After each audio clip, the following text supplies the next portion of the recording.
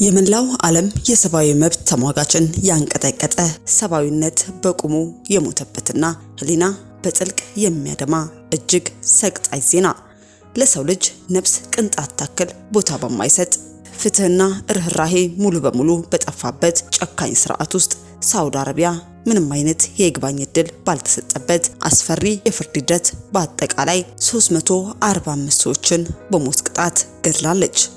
ይህ የሰማይና የምድር ጌታን የሚያስቆጣ የሰማውንም ለማመን የሚያዳግት በደም የተጻፈ አስፈሪ እውነታ ነው። ነገር ግን ከዚህ ሁሉ በላይ ልብን በሐዘን የሚቀጠቅጠውና መላ አካልን በድንጋጤ የሚያደነድነው ትልቁ መርዶ በአሁኑ ሰዓት በዚያ ጨለማና አስፈሪ በሆነው የሳውዲያ እስር ቤት ውስጥ የሚገኙ 65 ንጹሃን ኢትዮጵያን ወገኖቻችን የሞት ገመድ ባንገታቸው ላይ የሚጠለቅበትና ህይወታቸውን በይፋ የሚቀጠፍበትን ያንን የመጨረሻ ጥቁር ሰዓትና ቀን በሲኦላዊ የነፍስ ጭንቀት ውስጥ ሆነው እያለቀሱ እየተጠባበቁ መሆኑ ነው። አብሯቸው የታሰሩ ጓደኞቻቸው ወደ ፍርድ ቤት ልንወስዳቸው ነው ተብለው በውሸት ተደልለው ከወጡ በኋላ በድንገት ተረሽነው መርዷቸው እስር ቤት ሲደርስ የተመለከቱት እነዚህ ወገኖቻችን በአሁኑ ወቅት መተኛትና ማረፍ ቀርቶ የሚሰጣቸውን የምግብ ቅንጣት እንኳን መዋጥ ተስኗቸዋል። እያንዳንዱ የተስፋ ብርሃን በጨለመበት በዚያ የሞት ጥላ ስር ቆመው በህይወትና በሞት አፋፍ ላይ ሆነው የድረሱልኝ የሰቆቃ ጥሪ እያሰሙ የሚገኙት የ65 ወገኖቻችን ሰቅጣጭ እውነታና በአምነስቲ ኢንተርናሽናል ሪፖርት የተጋለጠው ሙሉ ሰነድ አውድም ዜናው በሰፊው ዝርዝር ዘገባ ይዘንላችሁ ቀርበናል።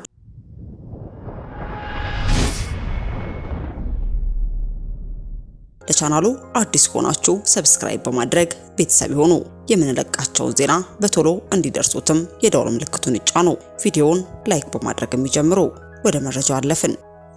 ቢቢሲ ያነጋገራቸው በሳውዲ አረቢያ እስር ቤት የሚገኙ ሁሉም ኢትዮጵያን እስረኞች የሞት ቅጣት እንደሚፈረድባቸው አልጠበቁም። የዓመታት እስር ተፈርዶባቸው ከቆዩ በኋላ ወደ ሀገራቸው እንደሚመለሱ ነበር የሚያስቡት።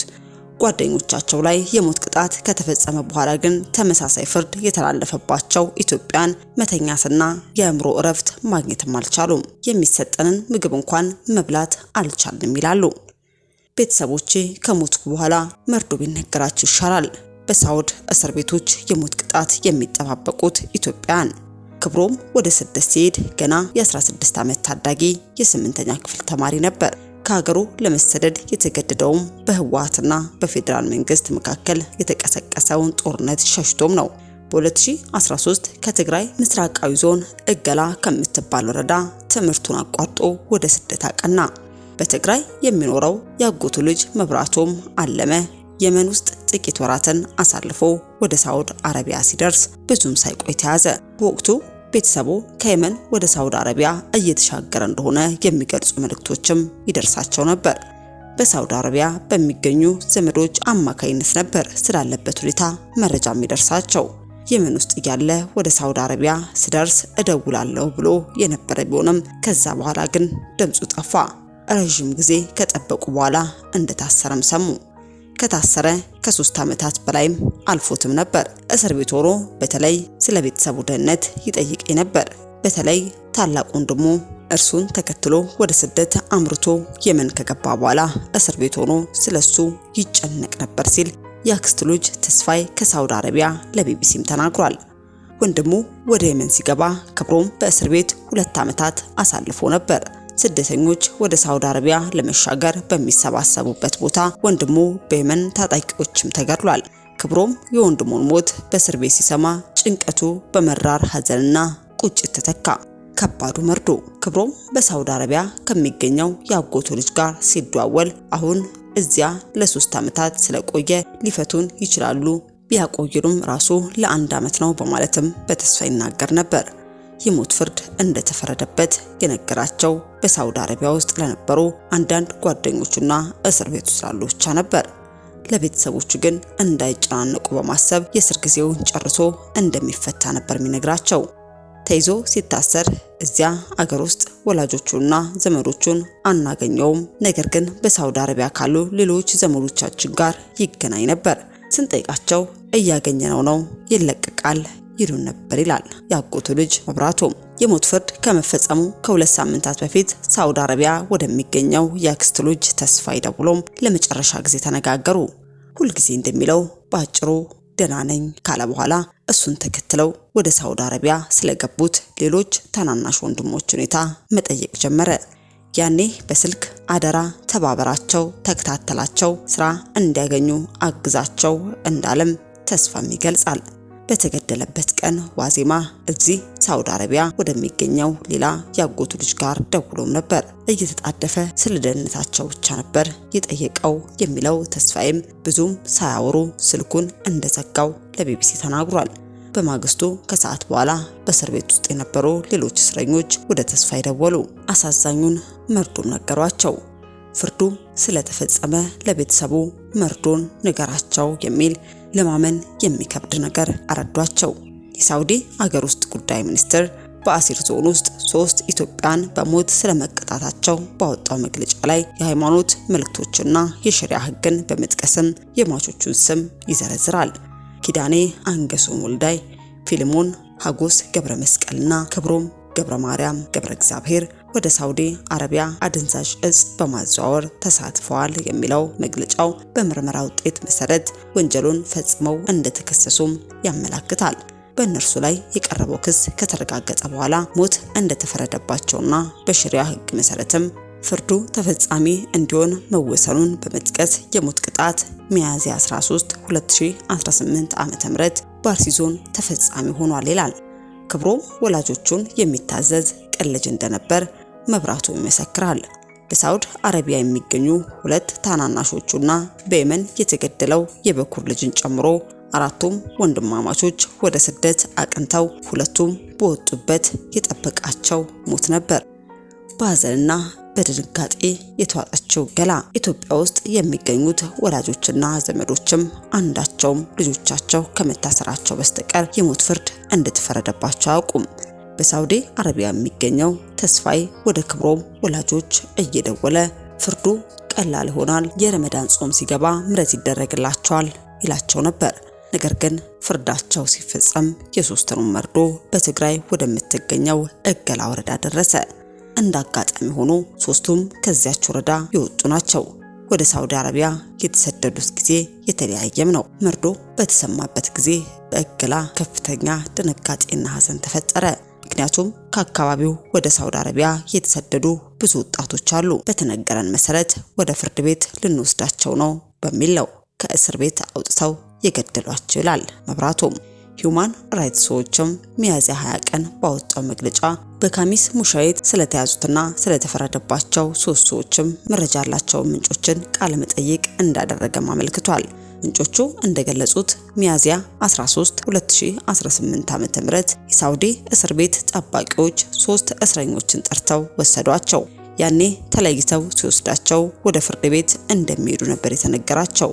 በኋላ ግን የእስር ቤቱ ጠባቂዎች ለሌሎች ኢትዮጵያን እስረኞች 3ቱ እንደተገደሉ ገልጸው ለቤተሰቦቻቸው ንገሩ ማለታቸውን ዘገባው ያብራራል። ልጆቻቸው በሳውዲ አረቢያ የታሰሩ ወላጆች ዜናው ከተሰማበት ጊዜ ጀምሮ በከባድ ጭንቀት ውስጥ ይገኛሉ። እንዳንጨነቅ አውቀው ደበቁን እንጂ ይገደላሉ በማለትም በከባድ ጭንቀት ውስጥ እንዳሉ መብራቶም ለቢቢሲ ገልጻል። ስደት በሞት መስመር ያገናኛቸው ሂዩማን ራይትስ ዎች ምንጮችን ጠቅሶ በመቶዎች የሚቆጠሩ ኢትዮጵያን በሳውዲ አረቢያ እስር ቤት ውስጥም እንዳሉ ባወጣው መግለጫ አስፍሯል። ከ200 በላይ የሞት ፍርድ የተፈረደባቸው ኢትዮጵያን በካሚስ ሙሻይት ታስረው ይገኛሉ ሲልም ጠቅሷል። ሞት ከተፈረደባቸው መካከል ከትግራይ ምስራቅ ዞን የተሰደደው የ31 ዓመቱ ደስታ ይገኝበታል። በህዳር 2013 ዓ.ም የሰሜን የኢትዮጵያ ጦር ሲጀምር 2 ወንድሞቹና ዘመዶቹን የትግራይ ኃይሎች ተቀላቀሉ። እሱ ግን ቤት ለመቆየት አሳማኝ ምክንያት ነበረው። ባለትዳርና የ2 ልጆች አባት ነው። በተጨማሪም ወላጆቹና ሌሎች የቤተሰብ አባላትን የሚያስተዳድር ሌላ ሰውም አልነበረም። ይሁን እንጂ ብሎኬትና ሌሎች የግንባታ ቁሳቁሶችን በማምረት የሚያገኘው ገቢ በቂም አልነበረም። ለእርሱና ለልጆቹ እንኳን መሰረታዊ ፍላጎቶችን ለማሟላት የሚበቃ ነገር አያገኝም። በወቅቱ ትግራይ ውስጥ በሚካሄደው ጦርነት ደስታና መላው ቤተሰቡ ከባድ ችግር ውስጥ ተዘፈቁ።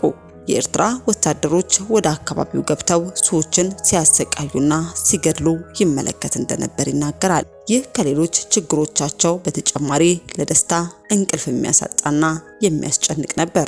ህይወቱን ላለማጣት ቤተሰቡንም ያለ አስተዳዳሪ ከሚቀርቡ አንድ ነገር መወሰን ነበረበት። በ2013 ዓ.ም አጋማሽ ላይ ከሌሎች ወጣት ወንዶችና ሴቶች ከሚገኙበት ቡድን ጋር ወደ ሳውዲ አረቢያ ቀና።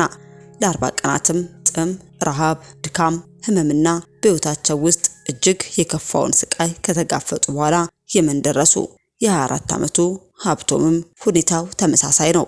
በ2012 ዓመተ ምህረት የ11ኛ ክፍል ተማሪ ነበር። በወቅቱ የኮሮና ቫይረስ ወረርሽኝ ተከስቶም ነበር። ብዙም ሳይቆይ የትግራይ ጦርነት ተከተለ። ይህም የህይወቱ ዓላማ እንዲሰናከል አደረገ። ዓላማዬ በመሰናከሉ ተበሳጭቼ ለመሰደድ ወሰንኩኝ። መጋቢት 9 2013 ከቤት ከወጣው ከአንድ ወር ባነሰ ጊዜ ውስጥም ባህሩን አቋርጬ የመን ገባው። በሐምሌ 2013 በሰንዓ ከተማ ምግብ እየለመንኩ ሳለ አንድ ያልበደልኩት የመናዊ ተኩሶ እጄን አቆሰለኝ። ቁስሌ እስከ ጥር 2014 ድረስ አልዳንም። ለምኜን የታከምኩት ሲልም ለቢቢሲ ተናግሯል። ወደ ሳውዲ አረቢያም በሚሻገርበት ወቅትም ከሱ ጋር የነበሩ ብዙ ስደተኞች በአገሪቱ ድንበር ጠባቂዎች እንደተገደሉም የሚያስታውሰው ሀብቶምም ለመቀበር ያልታደሉ ሞቶ የቀሩ ብዙ ናቸው ሲልም ይጨምራል። ከ40 እስከ 50 የምንጠጋ ሰዎች አብረን እየተሻገርን ነበር። ነገር ግን ሲተከስብን ህይወታችንን ለማዳን ተበታትነን ሸሽተናል። ማን እንደተረፈና ማን እንደሞተ ማወቅ ከባድ ነው። ለቤተሰቦቻቸው መርዶ ያልተነገረ እዛ ተገድለው የቀሩ ሰዎችም ብዙ ናቸው ብለዋል። በሳውዲ አረቢያ ለ3 ወራት ያክል በፍየል እረኝነት ከሰራ በኋላ እሱንና ሌሎችን ቀጥረው ያሰሯቸው ከነበሩ የአካባቢው ነዋሪዎችም አንድ ሐሳብ ቀረበላቸው። ብዙ ብር የሚያስገኝ ስራ እናሰራችሁ የሚል ጥያቄ ያቀረቡላቸው ሳውዲዎችም ገንዘብ የሚከፈላቸው ግን የሚሰጣቸው ዕቃ አንድ ቦታ ካደረሱ በኋላ እንደሆነ ነገራቸው። ከዚያም ሐሳቡን ተቀብለው የተሰጣቸውን ዕቃ ተሸክመው እየሄዱ ሳለ በፖሊስ ተያዙ። ሳውዲዎች ጥለው ሸሹ። ምን እንዳሸከሙን እንኳን አናውቅም ነበር፣ ግን ከዚያ በኋላ ጫት መሆኑን አወቅን። ከዚህ በፊት ጫት የሚባል ነገር አላውቅም ነበር ይላል። ሌላው ለቢቢሲ ታሪኩን ያካፈለው ከአማራ ክልል ከራያ ቆቦ ወረዳ የወጣው የ37 ዓመቱ ዘውዱ እኔ ገበሬ ነኝ አልተማርኩም የሚለው ዘውዱ በመጋቢት 12 2011 ዓ.ም ከገጠር ወደ ስደት እንደቀናም ይገልጻል። ከዛ በፊት በሳውዲ አረቢያ የነበረ ሲሆን በስራ ላይ እያለ ተይዞ ከታሰረ በኋላ ወደ ሀገሩ ሳባሯል። እሱም በተመሳሳይ ገንዘብ እንሰጥሃለን ዕቃ ተሸከምልኝ አሉኝ ይላል። በፖሊስ እንደተያዘም ይጠቅሳል። በአሁኑ ጊዜ በአሲር ክልል የሞት ፍርድ ተፈርዶባቸው ታስረው ከሚገኙ ኢትዮጵያን መካከል አንዱም ነው። 68 ኢትዮጵያን ከሌሎች በከባድ ወንጀሎች የሞት ፍርድ ከተፈረደባቸው የሀገሪቱ ዜጎች ጋር በህንጻ ውስጥ ታስረዋል። ክብሮምን ጨምሮ 3 ስደተኞች ላይ የሞት ፍርድ ሲፈጸም ግን 65ቱ ኢትዮጵያን ቀርተዋል። በሞት አፋፍ ላይ ነን። እዚያ ካለው አብዛኞቻችን ከትግራይ የመጣን ሲሆን 4ቱ አማራና 2ቱ ኦሮሞ ናቸው ሲልም ለቢቢሲ ተናግሯል።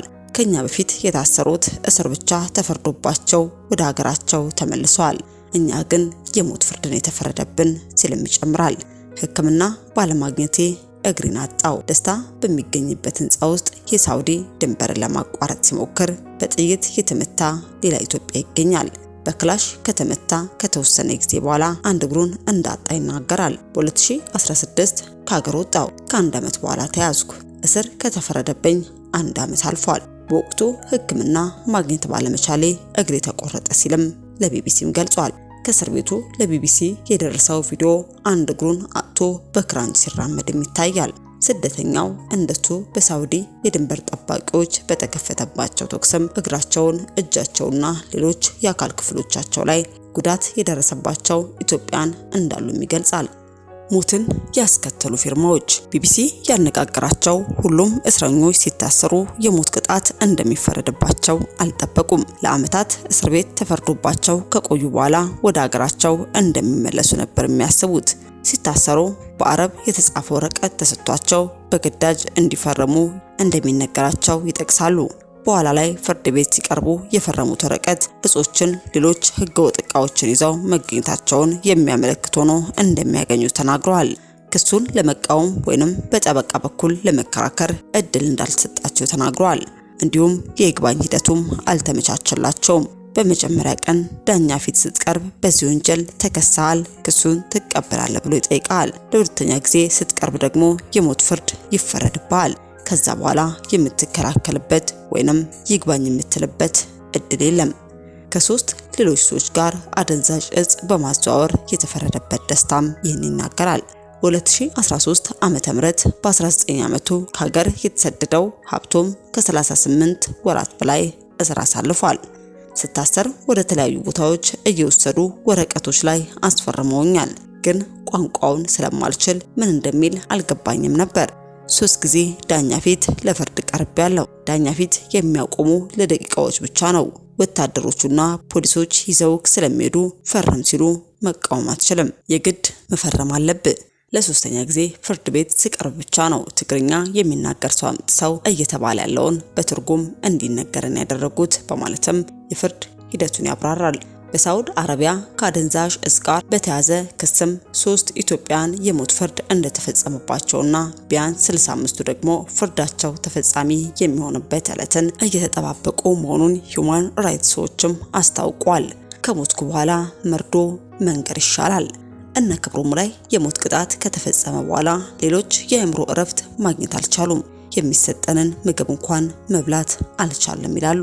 በሳውዲ አረቢያ የሚገኘው የኢትዮጵያ ኤምባሲና ቆንስላም ጉዳዩን ቢያውቁም ሊደርሱላቸው ግን እንዳልቻሉ እስረኞች አምርረው ይገልጻሉ። በእስር ቤቱ ግድግዳ ላይ የተገጠመ ስልክ በመጠቀም ወደ ኤምባሲ ይደውላሉ።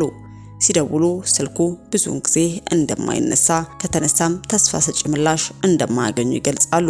ሌላው ቀርቶ ፍርዳቸው ስለተፈጸመ ስደተኞች ለኤምባሲው ነገርናቸው። ሊያምኑን ግን አልቻሉም። አደንዛዥ እጽ በማዘዋወር የተገደለ ሀበሻ የለም አሉን። ከ3 ቀን በኋላ ግን መጥቶ አረጋገጡ ይላል ዘውዱ። መንግስት ለዜጎች ትኩረት ባለመስጠት ተስፋ እንደቆረጠ የሚናገረው ሀብቶምም ሌላው ቢቀር የሞት ፍርዱ ወደ እስራት እንዲቀየርልን መነጋገር ይቻል ነበር። ባለማወቅ አንዴ ተሳስተናል። በሞት ሳይሆን በእስራትና በምህረት ማለፍ ይቻል ነበር ይላል። ቤተሰቦቼ የሞት ፍርድ እንደተፈረደብኝ ሰምተው ከሚጨነቁ ፍርዱ ከተፈጸመ በኋላ መርዶ ቢነገራቸው እመርጣለሁ ሲልም አክሏል። ሂዩማን ራይትስ ዎች ሚያዝያ 28 ባወጣው ሪፖርት የሳውዲ ባለስልጣናት በኢትዮጵያ ስደተኞች ላይ የሚጣለውን የሞት ቅጣት በአስቸኳይ እንዲያቆም ጥሪም አቅርቧል። ሁሉም ጉዳዮች በዓለም አቀፍ ሕግ መሰረት እንዲታዩና እንዲገመገሙ ተማጽኗል። የኢትዮጵያ የውጭ ጉዳይ ሚኒስትርና በሳውዲ አረቢያ የሚገኙ ተወካዮች በፍጥነት ጣልቃ እንዲገቡና ዜጎቻቸው የቆንስላ ድጋፍ እንዲያገኙ የመብት ተሟጋች ጥሪም አቅርቧል። የሚመለከታቸው መንግስታት የሞት ቅጣት ወይንም ከአደንዛዥ እጽ ጋር በተያያዘ በወንጀሎች ላይ የሚፈረድ የሞት ቅጣትን እንዲያስወግድ በሳውዲ አረቢያ ላይ ጫና እንዲያደርጉም አሳስቧል። ግንቦት 10 2018 ዓ.ም ሰኞ ዕለት የሳውዲ አረቢያ ምክትል የውጭ ጉዳይ ሚኒስትር ዋሊድ አብዱል ከሪም አልካሪጅ ከኢትዮጵያ ውጭ ጉዳይ ሚኒስትር ጋር ተገናኝተው የኢትዮጵያ ኦርቶዶክስ ተዋሕዶ ፓትርያርክ ሊቀ ጳጳስ አቡነ ማትያስ በግንቦት 4 2018 ዓ.ም በጻፉት ደብዳቤም በሳውዲ አረቢያ በሞት ጥላ ስር በጭንቀት ቀናቸውን እየቆጠሩ የሚገኙ ኢትዮጵያን ልጆቻችን ኑሯቸውን ለማሻሻል በተሰደዱበት አገር ሊገደሉ ተቃርበዋል። ስለዚህ የኢትዮጵያ መንግስት የሞት ፍርዳቸው እንዲነሳና ወደ አገራቸው የሚመለሱበት ሁኔታ ለማመቻቸት ከሳውዲ ከፍተኛ ባለስልጣናት ጋር ለሚደረጉ ውይይቶችም ልዩ ትኩረት መስጠት አለበት ብለዋል። የኢትዮጵያኖች እስረኞች ጉዳይ በቅርብ የኢትዮጵያ የውጭ ጉዳይ ሚኒስትር ዶክተር ጌዲዮን ጢሞቴዎስና የሳውዲ አረቢያ ምክትል የውጭ ጉዳይ ሚኒስትር ዋሊድ አልሃሪጅ በአዲስ አበባ ተገናኝተው ባደረጉት ውይይት ላይም ተነስቶም ነበር። በዚህ ወቅትም ዶክተር ጌዲዮን በሳውዲ አረቢያ የሚኖሩትን የሚሰሩ ኢትዮጵያውያን ዜጎቻችን ደህንነትን ማረጋገጥና ህጋዊ የስራ ዕድል መስጠት አስፈላጊ መሆኑን አጽንኦት እንደሰጡ የሚኒስትሩ መግለጫም አመልክቷል። ቀደም ሲል የትግራይ የእስልምና ጉዳዮች ጠቅላይ ምክር ቤት በበኩሉ በተመሳሳይ ሁኔታ የእስልምና ታሪክ ከአቢሲኒያ ምድር ጋር ያለውን ግንኙነትና የነብዩ መሐመድን ምክርን በመጥቀስ የሳውዲ መንግስት በነብዩ መሐመድ የተመሰከረው ታሪካዊ ወንድማማችነትና ውለታን አስታውሶ እነዚህን ኢትዮጵያን በእስልምናና በሰው ልጅ ስም በሰላም ወደ ሀገራቸው እንዲመልሳቸው የምህረት ጥሪ እናቀርባለንም ብለዋል። ቢቢሲ በዚህ ጉዳይ ላይ ከኢትዮጵያ መንግስት ማብራሪያ ለማግኘት ያደረገው ሙከራም ምላሽም አላገኘም። በጅዳ የሚገኙ የቆንስላ ጽሕፈት ቤት ኃላፊ አምባሳደር ጣፉ ቱሉ ዳዲም በስልክ ሲያነጋግሩ በዚህ ጉዳይ ላይ እየሰራን ነው፣ ግን ስለ ዝርዝሩ ማውራት አልችልም ሲሉ አጭር መልስም ሰጥተዋል። ቢቢሲ ከሳውዲ አረቢያ መንግስት ምላሽ ለማግኘት ያቀረበው ጥያቄም ጽሑፉ ለህትመት እስከ በቃበት ቀን ድረስም ምላሽም አላገኘም። ከሁሉም በላይ ጉዳዩ ማብራሪያ እንዲሰጡ ጥያቄ ያቀረብንላቸው አካላት የሚደርሱን ምላሾች ወይም አስተያየቶች ካሉም እናካትታለን። ማስታወሻም ከክብሩም ያጎት ልጅ መብራቱ በስተቀር በዚህ ታሪክ ውስጥ የተጠቀሱ ስሞች በሳውዲ እስር ቤት ላሉ ኢትዮጵያና ለቤተሰቦቻቸው ደህንነት ሲባል እንዲቀየሩም ተደርጓል። ከአውሮፓ ጥር 2014 እስከ ሰኔ 2025 ባለው ጊዜ ውስጥ ብቻ በአገሪቱ 1816 ሰዎች በሞት የተቀጡ ሲሆን ከነዚህ ውስጥም ሲሶ ወይንም ከሶስት አንዱ ከአደንዛዥ እጽ ጋርም በተያያዘ የተፈረደባቸው ናቸው። በተለይ ባለፉት 10 ዓመታት ከአደንዛዥ እጽ ጋር በተያያዘ የሞት ቅጣት ከተፈጸመባቸው 597 ሰዎች መካከልም 75 በመቶ የሚሆኑት የውጭ ሀገር ዜጎችም ናቸው። ከነዚህ ውስጥ 13ቱ ኢትዮጵያውያን መሆናቸውን አምነስቲም አረጋግጧል። ፍትህ የሌለው የፍርድ ሂደትና የዜጎች እንግልት። የአምነስቲ ኢንተርናሽናል የመካከለኛ ምስራቅና ሰሜን አፍሪካ ዳይሬክተር ክርስቲን ቤከርል ሳውዲ አረቢያ በዓለም አቀፍ ደረጃ ለመሳል ከምትሞክረው ተራማጅ ምስል በስተጀርባም ጨለማና አደገኛ እውነታ እንዳለም ገልጸዋል። እንደ ሪፖርቱ ከሆነ የሞት ፍርድ የሚጠብቃቸው የውጭ ዜጎች ምንም አይነት የህግ ውክልና ወይንም ጠበቃ አያገኙም። በቂ የቆንስላ ድጋፍና የቋንቋ አስተርጓሚም አይቀርብላቸውም። የእምነት ክህደት ቃላቸውን እንዲሰጡ በምርመራ ወቅትም ከፍተኛ ማሰቃየትና ድብደባም ይፈጸምባቸዋል። አንድ ስሙ ያልተጠቀሰ የኢትዮጵያ እስረኛ ቤተሰብ ለድርጅቱ ሲናገር ህጋዊ ተወካይም ሆነ የቋንቋ ችሎታ ስለሌለን ምንም አይነት የፍርድ ቤት ሰነድ ማግኘት አልቻልንም። ወንድሜ ድንበር ሲያቋርጥ ነው የተያዘው። ምን እንደሚጠብቀው የሚያውቀው ነገር አልነበረም በማለትም የችግሩን ጥልቀትም አብራርቷል። ከሞት በኋላም የሚቀጥል የቤተሰብ ስቃይ። የሳውዲ ባለስልጣናት የሞት ቅጣት የሚፈጸምበትን ቀን ለእስረኞችም ሆነ ለቤተሰቦቻቸው በቅድሚያ የማይናገሩ ሲሆን ቤተሰቦች ስለ ግድያው የሚሰሙት ከሌሎች እስረኞች ወይንም ከሚዲያ ነው። ከሁሉም በላይ ደግሞ ባለስልጣናቱ የተገደሉትን ሰዎች አስክሬን ለቤተሰብ በመከልከል በሃይማኖታቸው መሰረት ቀብር እንዳይፈጽሙ ያደርጋል። ይህ ድርጊት በተባበሩት መንግስታት ድርጅት እንግልትና ሰብአዊነት የጎደለው ድርጊት ተብሎም የተወገዘ ነው። ይህ በሳውዲ አረቢያ የተፈጸመ ያለው መጠነ ሰፊ የሞት ቅጣት ዓለም አቀፍ የሰብአዊ መብት ህጎችና መስፈርቶችን በግልጽ የጣሰ መሆኑን ድርጅቱም በጥብቅም አሳስቧል። እኛም በሚዲያችን ስም በሞት ላጣናቸው ቤተሰቦች በሙሉ መጽናናትን እየተመኘን በሕይወት ላሉት ደግሞ ምህረትን እንዲሆን ተመኘን። ለሰዓቱ የያዝንላችሁ መረጃ ያደመጣችሁትን ይመስል ነበር። በሌላ መረጃ እስከምንገናኝ መልካም ቆይታ